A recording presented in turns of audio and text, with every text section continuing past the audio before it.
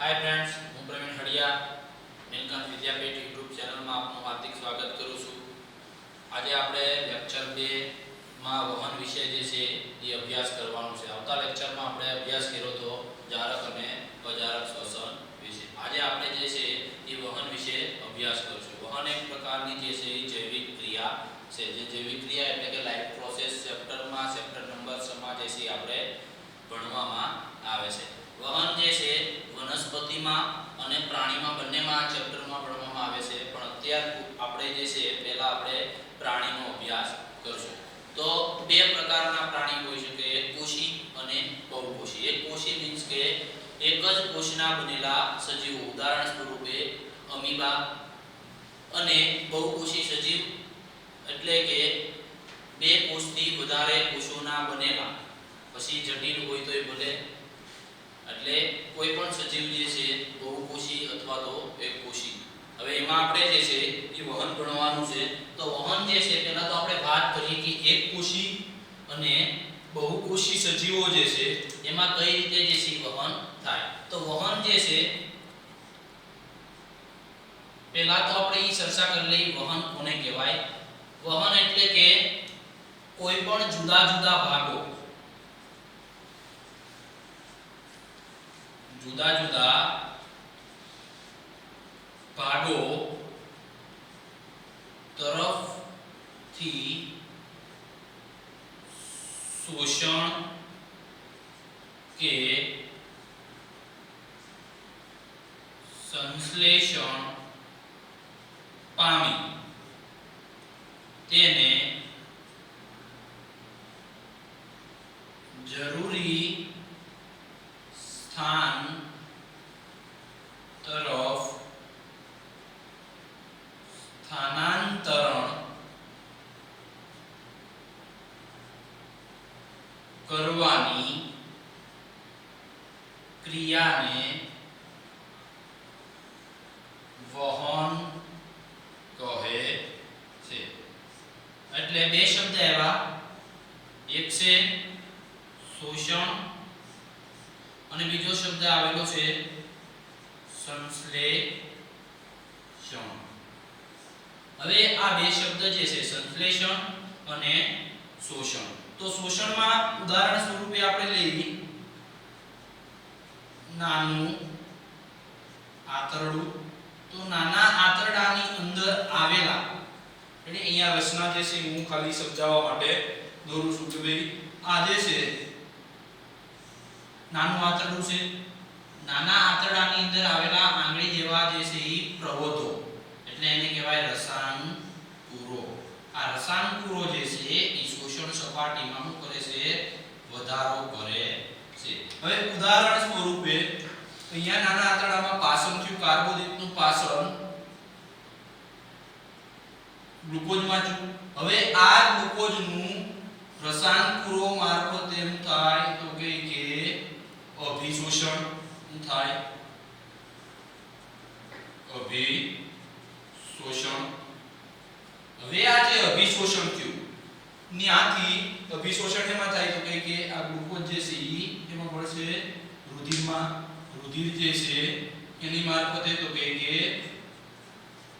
રુધિર વાહિનીઓ મારફતે જે છે ક્યાં લઈ જાય? શરીરના જુદા જુદા કોષો સુધી।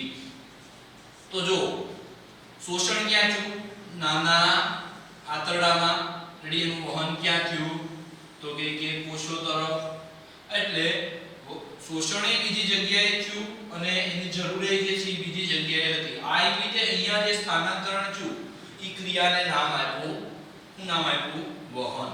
હવે સંશ્લેષણ, ઉદાહરણ સ્વરૂપે તમને સંશ્લેષણ, તો આપણે વનસ્પતિમાં જોઈ સંશ્લેષણનું ઉદાહરણ, એમાં જોઈ વનસ્પતિમાં, આપણે એક પ્રાણીમાં જે છે ઉદાહરણ જોયું, હવે આપણે જોઈ સંશ્લેષણનું વનસ્પતિમાં ઉદાહરણ। સંશ્લેષણ તો કે વનસ્પતિમાં આવેલા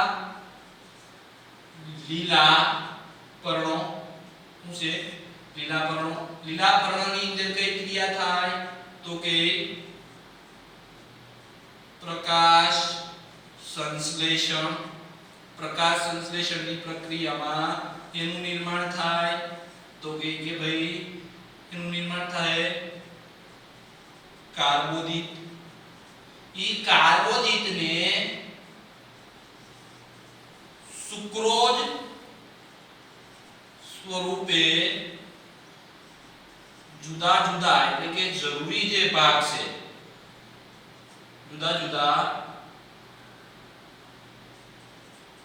ભાગ તરફ શું થાય છે વહન. એટલે આપણે જોયું એનું ઉદાહરણ સંશ્લેષણ ને આ જોયું આપણે શોષણ. એટલે અત્યારે વનસ્પતિનું આવતું નથી પણ ખાલી સંશ્લેષણ શબ્દ આવ્યો એટલે તમને જે છે એ સમજાઈ દીધું.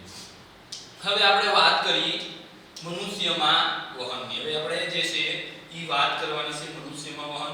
એ પહેલા વ્યાખ્યા હતી તમે જોઈ લેજો. જુદા જુદા ભાગો તરફથી શોષણ કે સંશ્લેષણ પામેલા ઘટકોનું જરૂરી સ્થાન તરફ શું કરવાનું છે સ્થાનાંતરણ. ઈ ક્રિયાને શું નામ આપ્યું વહન. નામ આપ્યું વહન. હવે આપણે જોઈ મનુષ્યમાં વહન. ઈ મનુષ્યમાં વહન જોતા પહેલા આપણે જોઈ લઈ પ્રાણીઓમાં વહન. હવે એકકોષી અને બહુકોષી. તો સજીવો જે છે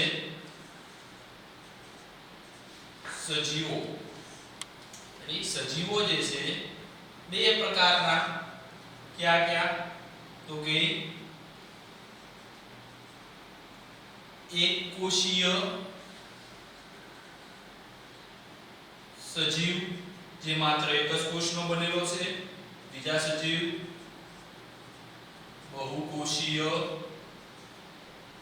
સજીવ જે બે કરતા વધારે કોષો એટલે ઘણા બધા પછી તો જે છે કોષોના બનેલા હોય. એક કોષીય સજીવમાં ઉદાહરણ સ્વરૂપે લઈ અમીબા. અમીબા શું છે તો કે અમીબા એક પ્રકારનું શું છે પ્રજીવ છે. શું છે પ્રજીવ. અમીબા એક કોષીય પ્રજીવ છે. તો કે અમીબામાં જે છે આપણે ભણીએ છીએ વહન. તો અમીબામાં વહન જે છે ઈ કઈ પ્રક્રિયા દ્વારા થાય તો અમીબામાં વહન જે છે ઈ એક પ્રક્રિયા છે. પ્રક્રિયાનું નામ છે પ્રસરણ. કઈ ક્રિયા દ્વારા થાય વહન પ્રસરણની ક્રિયા દ્વારા થાય. એનું કારણ છે કે અમીબામાં જે છે ઈ વહન કરવા માટે કોઈ તંત્ર આવેલું નથી. જ્યારે બહુકોષીય સજીવોનું આપણે ઉદાહરણ લઈએ તો બહુકોષીય સજીવોમાં આપણું લઈએ મનુષ્યમાં વહન કરવા માટે તંત્ર આવેલું છે. તંત્રનું નામ છે રુધિરાભિસરણ તંત્ર. કેવું નામ છે રુધિરાભિસરણ તંત્ર. નું નામ છે રુધિરાભિસરણ તંત્ર.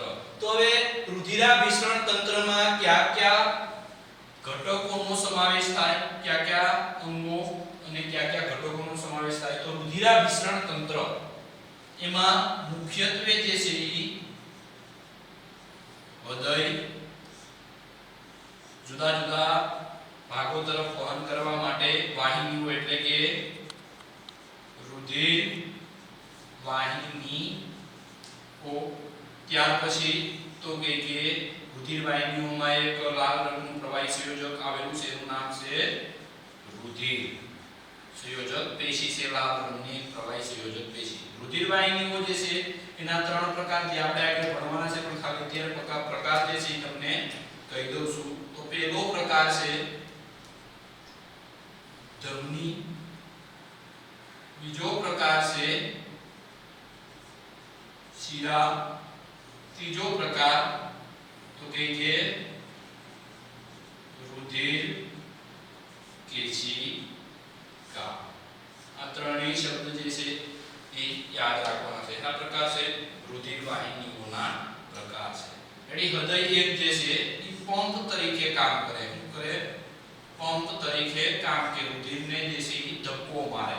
શરીરમાં ઉપર સુધી જે છે રુધિર પહોંચાડવું હોય તો આપણે એની જરૂર પડે પંપની. પંપ તરીકે કોઈ કામ કરતું અંગ છે હૃદય જે આપણે ડિટેલમાં આગળ ભણવાનું છે. હવે આપણે રુધિર વિશે વાત કરી. ચેપ્ટરમાં રુધિર વિશે બધી જે છે એ માહિતી આપેલી નથી પણ રુધિર જે છે એક લાલ રંગની પ્રવાહી સંયોજક પેશી છે. શું છે? લાલ રંગની પ્રવાહી સંયોજક પેશી.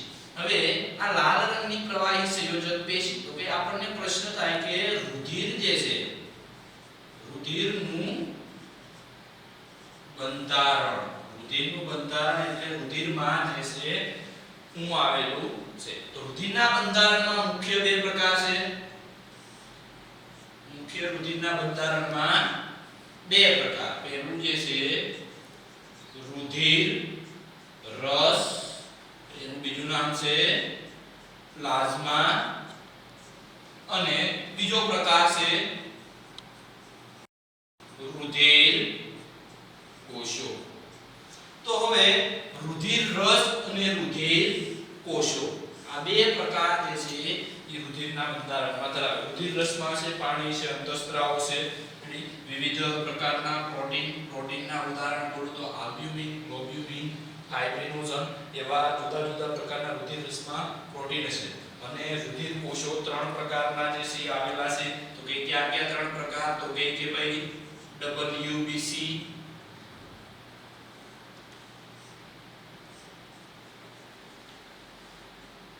RBC અને ત્રાકણ એટલે બ્લડ બેંક. હવે RBC નું આખું નામ છે રેડ બ્લડ સેલ, WBC નું આખું નામ છે white blood cell. Red blood cell એટલે કે રક્તકણ, વ્હાઇટ બ્લડ સેલ એટલે શ્વેતકણ અને ત્રાકણ પ્લેટલેટ. હવે રુધિર રસ જે છે એ રુધિરના બંધારણમાં કુલ 80% જેટલો, કેટલા ટકા? 80% જેટલો જે છે એ ભાગ ધરાવે છે. અને રુધિર કોષો જે છે એ માત્ર કેટલા ટકા? 20% જેટલો જે છે એ શું ધરાવે છે? ભાગ ધરાવે છે. હવે રુધિર રસ 80% જેટલો ભાગ તો કોના કોના વહન સાથે સંકળાયેલો? તો કે પોષક તત્વોના વહન સાથે, ઉત્સર્ગ દ્રવ્યોના પદાર્થના વહન સાથે, અથવા તો CO2 ના વહન સાથે જે છે એ સંકળાયેલું છે. પોષક તત્વોના વહન સાથે પણ સંકળાયેલું છે. જ્યારે રુધિર કોષો જે છે એમાંનું માત્ર એક જ કોષ જે છે એ વહન સાથે સંકળાયેલું છે. વહન સાથે સંકળાયેલું છે RBC એટલે કે રેડ બ્લડ સેલ, રક્તકણ. હવે આ રક્તકણ જે છે એ કોની સાથે સંકળાયેલો છે? તો કે કોના વહન સાથે? O2 ના વહન સાથે જે છે એ સંકળાયેલો છે. તો કે આપણને એમ થાય પ્રશ્ન કે એટલા ત્રણ પ્રકારના કોષો છે એમાંથી રક્તકણ શું કામ સંકળાયેલો છે? રક્તકણ શું કામ સંકળાયેલો છે? પછી આપણે વાત કરીએ તો કે WBC નું આપણા શરીરમાં કાર્ય શું છે? WBC એટલે વ્હાઇટ બ્લડ સેલ, જે રોગ પ્રતિકારક તંત્ર તરીકે જે છે કાર્ય કરે. રોગ પ્રતિકારક તંત્ર તરીકે કામ કરે. ત્રાકકણો શું કામ કરે? તો કે આપણને કોઈ પણ જગ્યાએ વાગ્યું હોય ત્યાં રુધિર જે છે એ ગંઠાઈ જવાની ક્રિયાને પ્રેરે. ત્રાકકણો જે છે શું કરે? તો કે રુધિર ગંઠાઈ જવાની ક્રિયાને શું કરે છે? પ્રેરે છે. કોણ પ્રેરે રુધિર ગંઠાઈ જવાની ક્રિયાને? ત્રાકકણો. કે કોઈ પણ જગ્યાએ આપણને ઈજા થઈ હોય તો રુધિર આપણા શરીરમાંથી બધું બહાર ન આવતું હોય એને રોકવા માટે જે છે એ મહત્વનો ભાગ કોણ ભજવે? ત્રાકકણો. WBC એટલે આપણા શરીરમાં જે રોગ પ્રતિકારક તંત્ર, કે આપણા શરીરમાં કોઈ પણ જીવાણુ અથવા કોઈ પણ વાયરસ એન્ટર થયો હોય અથવા તો બેક્ટેરિયા એની સામે ફાઇટ આપવા માટે જે છે એ કામ કરતું તંત્ર, રોગ પ્રતિકારક તંત્ર વ્હાઇટ બ્લડ સેલ. જે પ્રકારનું વ્હાઇટ બ્લડ સેલ જે છે એ અમીબાની જેમ પણ આકાર બદલી શકે. એટલે મનુષ્યનો એક એવો સેલ છે કે જે પોતાનો આકાર જે છે એ બદલી શકે છે. હવે વાત આપણે કરીએ O2 ના વહન સાથે સંકળાયેલ કોણ છે? રક્તકણ. તો હવે રુધિર લાલ રંગનું શું કામ છે? રક્તકણ જે છે કેવા રંગના? લાલ રંગના. તો કે રક્તકણની અંદર એક આવેલું દ્રવ્ય છે, એ દ્રવ્યનું નામ છે શ્વસન રંજક દ્રવ્ય. કેવું દ્રવ્ય છે? શ્વસન રંજક દ્રવ્ય. એ દ્રવ્યનું આખું નામ છે HB. HB મીન્સ કે હિમોગ્લોબિન. શું છે હિમોગ્લોબિન. હિમોગ્લોબિન જે છે એ ઉષ્છી બંધન ઊર્જા ધરાવે છે જેથી એની સાથે O2 ના અણુ સંયોજાય અને જરૂરી સ્થાનો તરફ જે છે એ વહનમાં મહત્વનો ભાગ ભજવે છે. હવે આ હિમોગ્લોબિન જે છે હિમોગ્લોબિન ઈ એક હિમોગ્લોબિન નો અણુ કેટલો તો કે 1 Hb નો અણુ 1 Hb નો અણુ જે છે એનામાં 4 O2 ના અણુ ની વહન કરવાની ક્ષમતા જે છે ધરાવે. એટલે એક હિમોગ્લોબિન ના અણુ સાથે કેટલા ઓક્સિજન ના અણુ જોડાય 4 ઓક્સિજન ના અણુ જે છે ઈ જોડાય છે. એટલે યાદ રાખવાનું છે. હવે હિમોગ્લોબિન ની સ્ત્રી અને પુરુષમાં એટલે નર અને માદામાં હિમોગ્લોબિન નું પ્રમાણ જે છે ઈ જુદું જુદું હોય. આપણે જોઈએ તો કે ભાઈ નર જે છે નર એટલે પુરુષ અને માદા એટલે સ્ત્રી. એ લખું છું કૌંસમાં પુરુષ અને સ્ત્રી. 100 ml રુધિર બંનેમાં લઈ લઈએ. 100 ml રુધિરમાં 100 ml જે રુધિર જે છે એમાં હિમોગ્લોબિન નું પ્રમાણ કેટલું હોય તો કે પુરુષમાં જે છે 12 થી 18 ગ્રામ હોય. કેટલા ગ્રામ હોય 12 થી 18 ગ્રામ. અને માદા જે છે એમાં 11 એટલે કે 11 થી 16 ગ્રામ જેટલું જે છે હિમોગ્લોબિન આવેલું હોય. એટલે બંનેમાં જે છે એ પ્રમાણ સરખા હોય નહીં. બાળકમાં પણ હિમોગ્લોબિન નું પ્રમાણ સરખું હોય નહીં. એટલે એટલા માટે આ યાદ રાખવાનું છે હિમોગ્લોબિન નું પ્રમાણ જે આ કે NCERT ની બુકમાં જે છે એ નવું જે છે એ ઉમેરાનું છે. હિમોગ્લોબિન કોની બંધન કેટલી બંધન ઊર્જા કેટલા ઓક્સિજનના અણુ કોની સાથે એક શ્વસન રંજક દ્રવ્ય કેવા રંગનું અને આની ખામીના કારણે જે રોગ થાય પાંડુ રોગ એટલા માટે યાદ રાખવાનું છે. એટલે આપણે ખાલી જે છે એ વહનની વાત કરી. હવે આપણે વહનમાં પહેલું રુધિરાભિસરણ તંત્રમાં ભણવાનું છે હૃદય. પહેલા કોની વિશે વાત કરશું હૃદય. હૃદય એક આપણો પંપ એવો ટોપિક આપેલો છે એ હૃદય વિશે આપણે હવે વાત કરવાની છે. ત્યાર પછી વાત કરશું રુધિર વાહિની. ત્યાર પછી વાત કરશું રુધિરની તો વાત આપણે આવતી નથી છતાં જે છે એ ડિટેલમાં ભણશું. હવે આપણે ભણશું હૃદય. હવે હૃદયની રચના જે છે આપણે ભણવાની છે. હૃદય મનુષ્યનું હૃદય જે છે મુઠ્ઠી જેવડા કદનું સ્નાયુ અંગ છે જે ડાબા ફેફસાના ખૂણામાં જે છે હૃદય ખાંચમાં ગોઠવાયેલું છે. મનુષ્યનું હૃદય જે છે એ ચતુષ્ખંડીય હૃદય છે એટલે કે 4 પ્રકારના જે છે એ ખંડ ધરાવે છે. 2 વિભાગમાં વિભાજિત છે. ડાબો ભાગ અને એક જમણો ભાગ. એમાં ડાબા ભાગમાં ડાબું કર્ણક ડાબું ક્ષેપક, જમણા ભાગમાં જમણું કર્ણક અને જમણું ક્ષેપક. એટલે કુલ 1 2 3 અને 4 ખંડો ધરાવતું હોવાથી એને નામ આપ્યું ચતુષ્ખંડીય હૃદય. હવે આપણે વાત કરીએ હૃદયની રચનાની તો 4 ખંડોની તો આપણે વાત કરી લીધી. જમણું કર્ણક કોને કહેવાય, ડાબું કર્ણક કોને કહેવાય, જમણું ક્ષેપક કોને કહેવાય અને ડાબું ક્ષેપક કોને કહેવાય. ત્યાર પછી આપણે વાત કરી કે ભાઈ ક્ષેપકો વચ્ચે આવેલું જે પટલ છે બંનેને જુદું પાડતું પટલ ઈ પટલને કહેવાય આંતરક્ષેપક પટલ. કહેવાય તો કે આંતરક્ષેપક પટલ. હવે કર્ણકો વચ્ચે હું લખતો નથી પણ કર્ણકો વચ્ચે આવેલું જો પટલ છે તો ઈ પટલને કહેવાય આંતરકર્ણક પટલ. એટલે ખાલી અહીંયા ક્ષેપક પટલ આવી જાય, અહીંયા કર્ણક પટલ, ખાલી એટલો જ જે છે ઈ ફેર પડે છે. હવે જમણા કર્ણક અને જમણા ક્ષેપક વચ્ચે જે વાલ્વ આવેલો છે ઈ વાલ્વનું નામ છે તો કે ત્રિદલ વાલ્વ. કેવો વાલ્વ છે? ત્રિદલ વાલ્વ. એવી જ રીતે ડાબા કર્ણક અને ડાબા ક્ષેપકની વચ્ચે જે વાલ્વ આવેલો છે ઈ વાલ્વનું નામ છે દ્વિદલ વાલ્વ. કેવો વાલ્વ? દ્વિદલ વાલ્વ. હવે તો કે જમણા કર્ણકમાં જે 2 રુધિર વાહિની ખુલે છે, 2 રુધિર વાહિની, ઈ રુધિર વાહિનીના નામ છે અગ્ર મહાશિરા અને પશ્વ મહાશિરા જે CO2 યુક્ત રુધિર શરીરના અંગોમાંથી કઈ બાજુ લાવે છે હૃદય તરફ એટલે કે કઈ તો કે અગ્ર મહાશિરા કઈ આજે છે કઈ છે અગ્ર મહાશિરા જે શરીરના અગ્ર ભાગમાંથી રુધિર બધું કઈ બાજુ લાવે જમણા કર્ણકમાં એવી જ રીતે પશ્વ મહાશિરા કઈ છે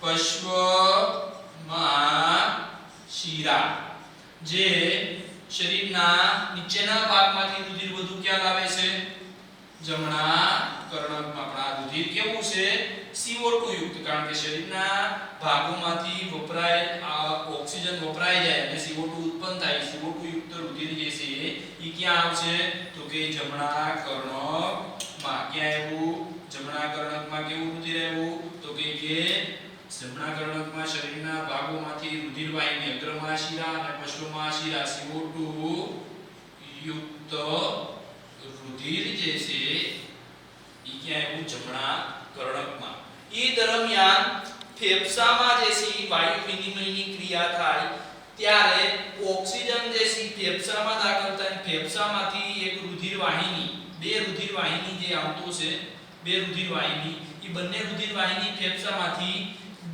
જમણી અને ડાબી રેડી એ બંને રુધિર વાહિની બધું રુધિર ક્યાં લાવે ઓક્સિજન યુક્ત તો કે ઈ લાવે એમાં ડાબા કર્ણકમાં આમાં રુધિર કેવું છે O2 યુક્ત રુધિર કેવું રુધિર છે O2 યુક્ત રુધિર હવે આ બંને કર્ણકોનું જે છે સિસ્ટોલ થાય શું થાય સિસ્ટોલ એટલે સંકોચન થાય એક જ સાથે સંકોચન થવાથી દ્વિદલ અને ત્રિદલ વાલ્વ શું થાય ખુલે તો હવે આ રુધિર જે છે બધું ક્યાં આવતું રહે શેપકોમાં કર્ણકોમાંથી CO2 યુક્ત રુધિર જે છે એ ક્યાં આવ્યું જમણા શેપકમાં હવે એવું જ રીતે ડાબા કર્ણકમાંથી O2 યુક્ત રુધિર છે એ ક્યાં આવ્યું O2 યુક્ત રુધિર ક્યાં આવી ગયું છે તો કે ડાબા શેપકમાં હવે આ વાલ્વનું કાર્ય શું છે આ તમને એમ થાય કે ભાઈ આ વાલ્વનું કાર્ય છે શું છે તો આ વાલ્વનું કાર્ય છે કે જ્યારે શેપકો જે છે સિસ્ટોલ પામશે ત્યારે આ વાલ્વ જે છે એ રુધિરના પશ્વ વહનને અટકાવશે એટલે વાલ્વ જે છે બંધ થઈ જાય અને આનું થાય સિસ્ટોલ સિસ્ટોલ એટલે સંકોચન એટલે અહીંથી રુધિર જે છે એ ક્યાં જાય તો કે હૃદયથી ફેફસા તરફ જાય CO2 યુક્ત રુધિર અને અહીંથી O2 યુક્ત રુધિર ક્યાં જાય તો કે શરીરના અંગો તરફ રેડી શરીરના જુદા જુદા જે સેલમાં જે ઓક્સિજનની જરૂર છે ઈ તરફ તો હવે આપણે પહેલા ઈ જોઈ લઈએ કે ભાઈ જમણા કર્ણકમાંથી CO2 યુક્ત રુધિર જે છે ફેફસા તરફ કોણ લઈ જાય તો ઈ વાહિનીનું અહીંયા યાદ રાખવાનું છે પહેલા તો બે પ્રકારની વાહિની મુખ્યત્વે ધમની અને શું છે શિરા ધમની અને શિરા તો ધમની કોને કહેવાય અને શિરા કોને કહેવાય ટૂંકમાં હૃદયથી કઈ બાજુ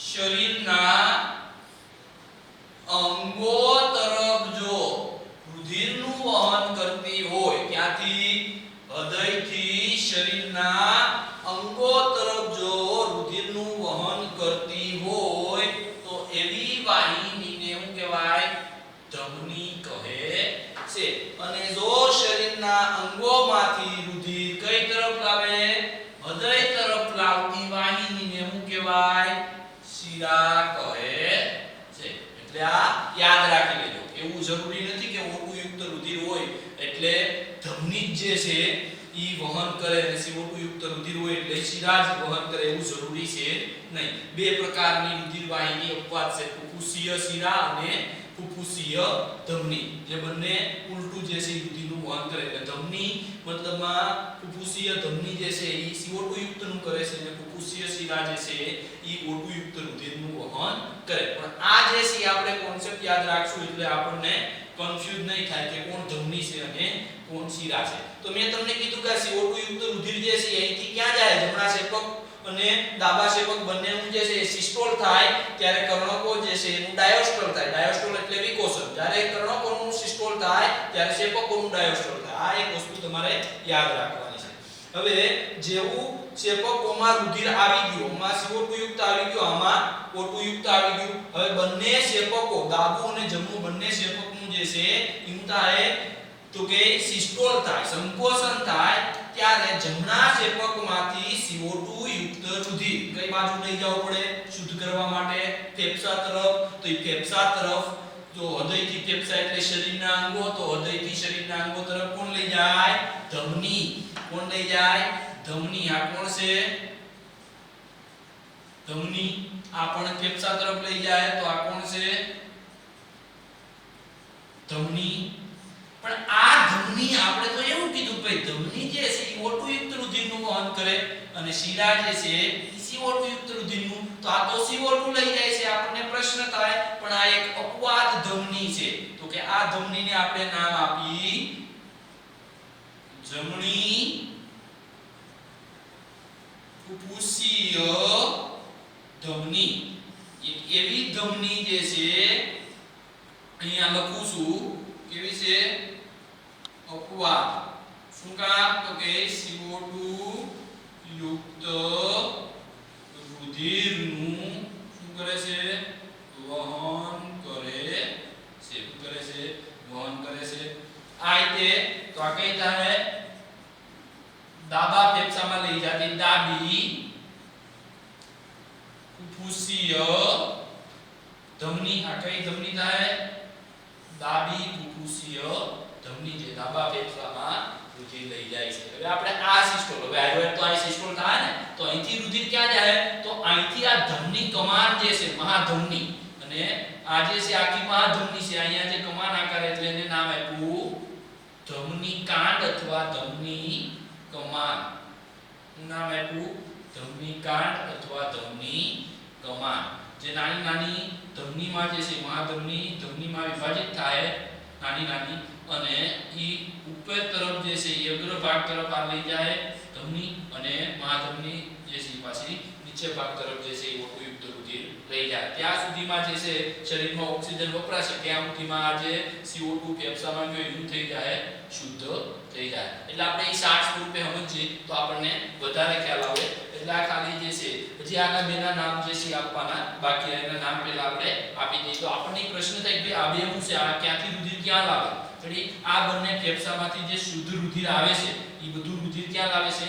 ડાબા કર્ણકમાં. તો હવે આપણે જોઈએ શરીરના અંગોથી હૃદય, તો ફેફસા શરીરના અંગો છે અને ત્યાંથી આ વાહિની O2 યુક્ત રુધિર ક્યાં લાવે છે? ડાબા કર્ણકમાં. તો એક પ્રકારની શું થઈ? શિરા. પણ આમાં તો O2 યુક્ત છે પણ એ શિરા પણ શું છે? અપવાદ છે. એટલે આ શિરાનું નામ છે ડાબી ફુફુસીય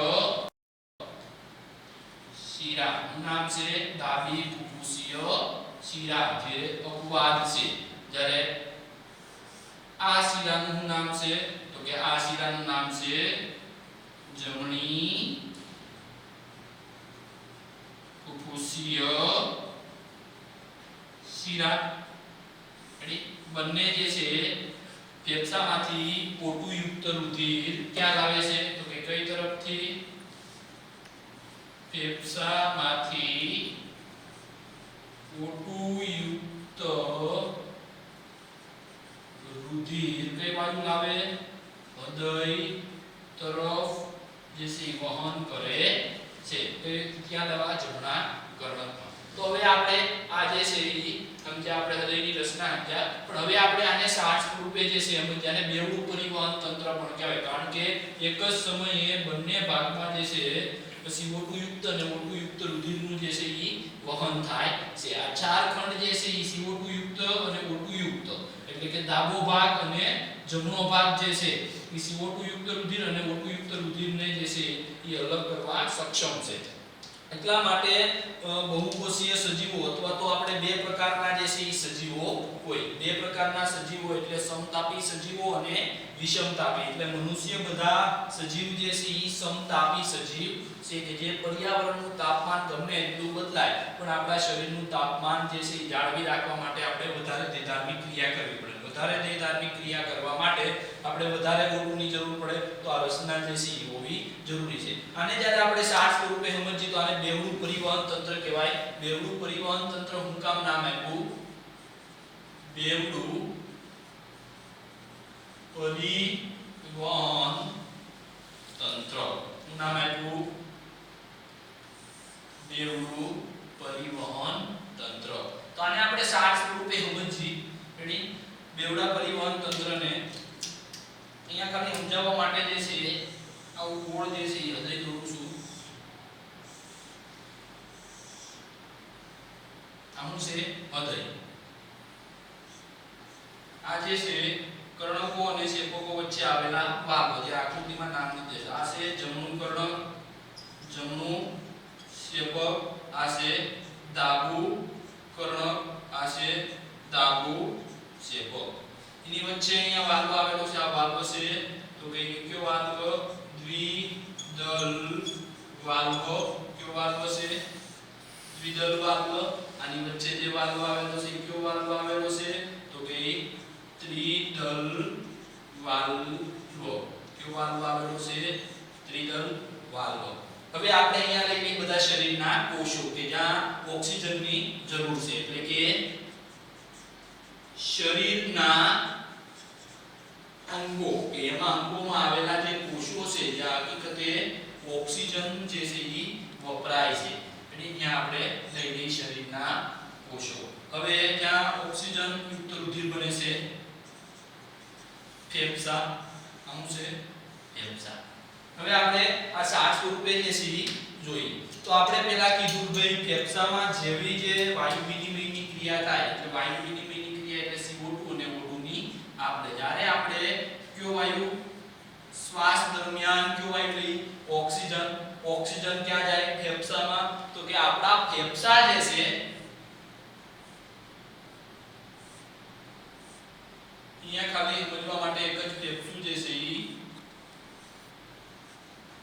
સમજવા માટે ખાલી એક જે છે ફેફસું દોરું છું. બાકી આપણે આગળ શ્વસન તંત્રમાં જે છે આખ્યાની રચના જે છે એ ભણવાની આવશે. આ જે છે શ્વાસ નળી. શ્વાસ નળી આગળ જતા જમણા અને ડાબા ભાગમાં વિભાજિત થાય એનું નામ આપ્યું શ્વાસ વાહિની. અને શ્વાસ વાહિની આગળ જતા જે છે નાની નાની વાહિકામાં વિભાજિત થાય જેને કહેવાય શ્વાસ વાહિકા. અને શ્વાસ વાહિકા અંતે એક ફુગા જેવી રચનામાં ખુલે. એ ફુગાનું નામ છે વાયુ કોષ્ઠ. નામ છે વાયુ કોષ્ઠ. હવે વાયુ કોષ્ઠ આપણે ઝૂમ કરીને એટલો ભાગ જે છે એ ઝૂમ કરીને જોઈએ તો હકીકતે આ છે શ્વાસ વાહિકા.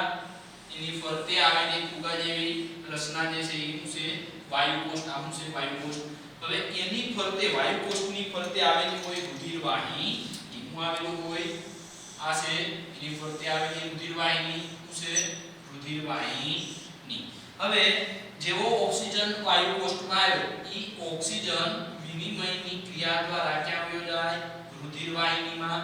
હવે જે ફુફુસીય ધમની જે લઈને આવી છે CO2 ઈ CO2 પાછું કોને આપી દે? તો કે ઈ CO2 આપી દે વાયુ કોષ્ઠને. એટલે આ ક્રિયા જે છે ઈ ક્રિયાને નામ આપ્યું વાયુ વિનિમયની ક્રિયા. નામ આપ્યું વાયુ વિનિમયની ક્રિયા. હવે આ ઓક્સિજન યુક્ત રુધિર જે છે અહીંથી ક્યાં જાય? તો કે અહીંથી આવશે ફેફસામાંથી ઓક્સિજન યુક્ત રુધિર જે છે ક્યાં આવશે? ડાબા કર્ણકમાં. કોણ લાવે એવું રુધિર છે? O2 યુક્ત રુધિર. કોણ લાવે છે O2 યુક્ત રુધિર? તો એ વાહિનીનું નામ છે ફુફુસીય શિરા. કોણ લાવે? ફુફુસીય જમણી અને ડાબી શિરા. જો ડાબી ફુફુસીય ફુફુસીય શિરા અને જમણી ફુફુસીય શિરા ઓટુયુક્ત રુધિર ક્યાં લાવે છે ડાબા કર્ણકમાં ક્યાંથી ફેફસામાં જે આ ક્રિયા થઈ ઈ દરમિયાન હવે ઓટુયુક્ત રુધિર ક્યાં આવી ગયું તો કે ઓટુયુક્ત રુધિર જે છે એ ક્યાં આવી ગયું છે ડાબા કર્ણકમાં ઓટુયુક્ત રુધિર ક્યાં આવી ગયું ડાબા કર્ણકમાં હવે ઈ રુધિર ઓટુયુક્ત પાછું ક્યાં જાય ડાબા ક્ષેપકમાં જેવી રીતે વાત કરી ડાયસ્ટ્રોલ અને સિસ્ટોલ એવી રીતે પણ આ બંને ક્રિયા એ થાય સાથે જે છે ઈ થાય છે હવે આ ઓટુયુક્ત રુધિર જે છે ત્યાંથી મહાધમની મારફતે ક્યાં જાય શરીરના અંગોમાં ઓટુયુક્ત રુધિર ક્યાં જાય છે તો કે શરીરના અંગો તરફ આ શરીરના અંગો તરફ કોણ લઈ જાય તો એનું નામ છે મહાધમની નું નામ છે મહાધમની હવે ઓક્સિજનની જરૂર જે છે એ કોષોમાં છે એટલે O2 જે છે એ કોષોમાં જે છે શું થાય છે વપરાય O2 કોષોમાં વપરાય એટલે કયો વાયુ ઉત્પન્ન થાય કોષોમાં CO2 CO2 ની પાસે અહીંયા વાયુ વિનિમયની ક્રિયા જે વાયુ કોષમાં થઈ એવી રીતે થાય એટલે CO2 પાછો જે છે એ રુધિરમાં ઉમેરાય ઈ CO2 કોષોથી કઈ કોણ લાવે તો કે એક વાહિની જમણા કર્ણકમાં લાવે ઈ વાહિનીનું નામ છે શિરા કઈ શિરા તો કે અગ્ર અને પશ્વ મહાશિરા જે છે ઈ શિરા જે છે કેવું રુધિર લાવે તો કે CO2 યુક્ત રુધિર ક્યાં લાવે જમણા કર્ણકમાં એટલે અહીંયા કેવું આવી ગયું CO2 યુક્ત રુધિર ત્યાંથી ક્યાં જાય તો કે ક્ષેપકમાં સંકોચન થાય એટલે હવે આ ક્ષેપકમાંથી CO2 યુક્ત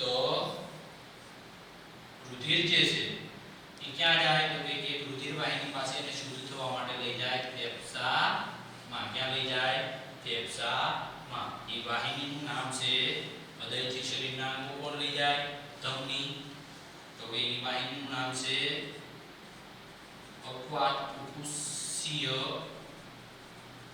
ધમની કેવું રુધિરનું વહન કરે છે તો કે CO2 યુક્ત રુધિર નું કરે છે વહન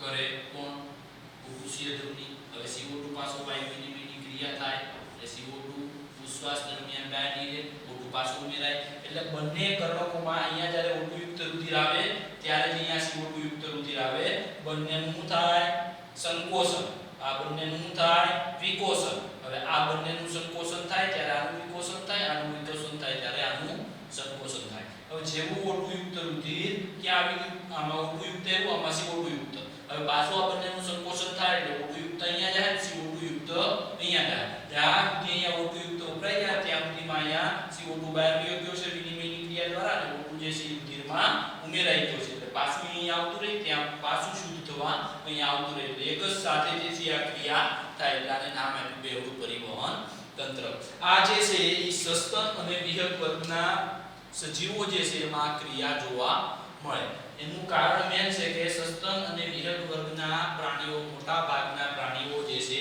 એ ચતુષ્ખંડીય હૃદય ધરાવેનું મુખ્ય કારણ એ છે કે એ બધા પ્રાણીઓ જે છે સમતાપી પ્રાણીઓ છે વાતાવરણના તાપમાન બદલાય છતાં એના શરીરનું તાપમાન બદલાતું નથી ઉષ્ણ રુધિરવાળા પ્રાણીઓ એટલે તાપમાન શરીરનું ન બદલાવું હોય તો સ્વાભાવિક છે કે આપણે કઈ ક્રિયા કરવી પડે દેહધાર્મિક ક્રિયાઓ હવે દેહધાર્મિક ક્રિયાઓમાં આપણે સૌથી વધારે દેહધાર્મિક ક્રિયા કરીએ તો સૌથી વધારે ઊર્જાની જરૂર પડે સૌથી વધારે ઊર્જાની જરૂર પડે તો સ્વાભાવિક છે કે સૌથી વધારે એની જરૂર પડે ઓક્સિજનની આપણે એક ઉદાહરણ લઈએ તો દાખલા તરીકે આપણે ઉનાળો હોય ત્યારે આપણને જે પરસેવો આવે કારણ કે ઉનાળામાં ટેમ્પરેચર જે છે એ વધુ હોય અને આપણા શરીરનું ટેમ્પરેચર ન વધે એટલા માટે આપણે પરસેવાનો જે છે શું કરીએ છીએ સ્ત્રાવ કરીએ છીએ બહાર અને સ્ત્રાવ કરવા માટે પણ દેહધાર્મિક ક્રિયા કરવી પડે અને દેહધાર્મિક ક્રિયા કરવા માટે આ તંત્ર જે બેવડું પરિવહન તંત્ર જે છે એ ખૂબ જરૂરી છે નકર તો ઓક્સિજનની પૂર્તિ થાય નહીં ઓક્સિજનની પૂર્તિ કરવા માટે સસ્તન વર્ગ અને વિહગ વર્ગના સજીવોમાં જે છે એ આ બેવડું પરિવહન તંત્ર ખૂબ ખૂબ જરૂરી છે. બાકી તો અસમતાપી પ્રાણીઓ એટલે કે ઉભયજીવી અને સરીસૃપ, ઈ અસમતાપી પ્રાણીઓ મત્સ્ય, આ બધા અસમતાપી પ્રાણીઓ જે છે એમાં બેવડું પરિવહન તંત્ર જરૂરી નથી, કારણ કે ઈ વાતાવરણના તાપમાન સાથે પોતાના શરીરનું ટેમ્પરેચર પણ બદલી નાખે છે, એટલા માટે એને જરૂરી છે નહીં. એટલે આપણે એટલું રાખી આજે બેવડું પરિવહન તંત્ર. આગલા લેક્ચરમાં જે છે વાત કરશું એકલ પરિવહન તંત્ર અને અપૂર્ણ પરિવહન તંત્ર, એટલે સસ્તન વર્ગ વિહંગ વર્ગના અને સસ્તન વર્ગનું આપણે ભણ્યા. હવે સરીસૃપ, ઉભયજીવી અને મત્સ્યમાં જે પરિવહન તંત્ર જે છે એના વિશે આપણે અભ્યાસ કરવાનો છે. જો મારો વિડિયો તમને પસંદ આવ્યો હોય તો લાઈક કરો, શેર કરો, સબસ્ક્રાઇબ કરો, બેલ આઇકન બટનને દબાવો. જય ભારત, જય હિન્દ, અસ્તુ, આભાર.